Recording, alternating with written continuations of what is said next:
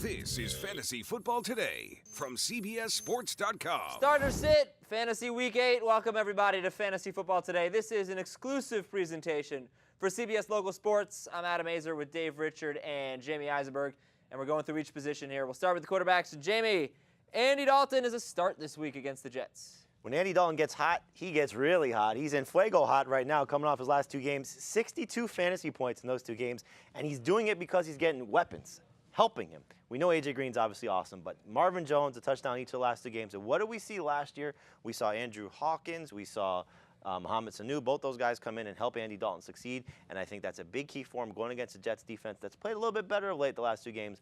But Andy Dalton, I think, takes advantage of that defense at home. Dave, I dropped Eli Manning for Andy Dalton this week. Good move? Great move.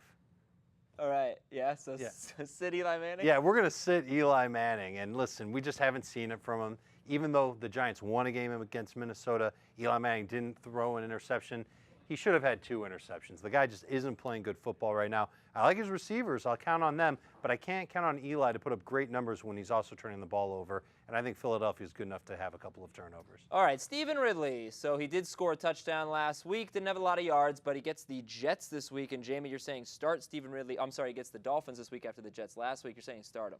Yeah, he's actually our starter of the week this week. He's got 3 touchdowns in his last 2 games. He's coming alive, and that's what you like to see from Stephen Ridley. And I think the Dolphins are going to struggle in this game. I think you're going to see New England at home put up a big number offensively, and Stephen Ridley has a big part in helping them get there. Obviously, he's losing a little bit of production to Brandon Bolden. Bolden actually started that game against the Jets and also scored a touchdown. But Ridley, the fact that he's getting the opportunities to succeed, getting the touches in the red zone, the Dolphins have struggled against opposing running backs so far this year. I think they struggle again this week, and I think Ridley rewards you for being patient with him as we get to the end of the season. The New Orleans Saints do not do well against running backs, but teams don't usually run on them. I will ask you about C.J. Spiller.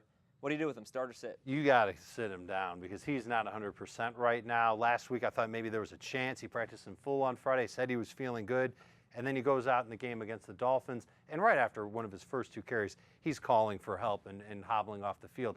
So as long as he continues to run and then hobble and then he's at less than 100%, you can't have him on your fantasy lineup. You got to sit him down.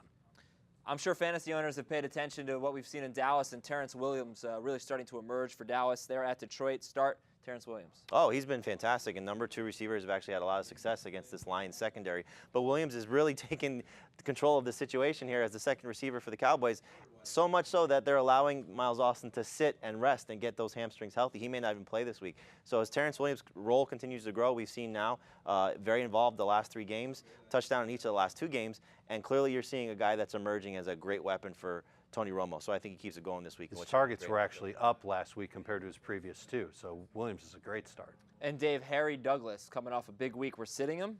Yeah, I think a lot of Harry Douglas's success last week came because of who he went up against in Tampa Bay. And the Bucs secondary, they've got Darrelle Revis, but they've also got a lot of underperforming cornerbacks, and that's who he had his 2 big plays against. Arizona might decide to put Patrick Peterson on him, and if that happens, then you're going to see a very different result from Harry Douglas. I think he's okay. I think he's fine as a 3rd receiver, but not somebody I'd want to confidently start. You've been very high on Jordan Reed, and we're saying start him as we look at tight ends here on Fantasy Football Today. Jordan Reed's a start for you. Top 10 tight end. Not bad for a rookie in Washington. They're using him a lot more. He led the team in targets last week. And the nice thing about the matchup is that Denver's allowed a touchdown to a tight end in 2 of their last 3 games. So there's going to be some opportunities there for Jordan Reed, who plays a lot and catches a lot, to find the end zone again. I think he's a great start. Jordan Cameron, sit him. Yeah, I thought you were going to let me be the happy guy all week with all the starts and let Debbie Downer over here be the sit guy. Dave Downer. He gave me one. So Jordan Cameron, you know, the quarterback change is obviously a little bit frustrating, going from Brandon Weeden to Jason Campbell. Whether or not that's step down, we'll find out. But I think you're talking about a guy facing the defense that's allowed the fewest fantasy points to opposing tight ends so far this season. No tight end. They're one of 2 teams to not allow a touchdown to a tight end. And Jordan Cameron has struggled of late. He did score last week, but first touchdown in his previous 3 games. And I just don't like the matchup with the quarterback situation. Cameron's a guy I would sit if you can. All right, so what you want to do is check out our live show Tuesday through Friday. We'll help you set your lineup. It's at noon Eastern time, fantasynews.cbssports.com. Sunday morning, 11 a.m. Eastern, these 2, Chad Johnson and Jason Horowitz, will have the advice for you. The inactives were the first ones to get them, so we'll help you out on Sunday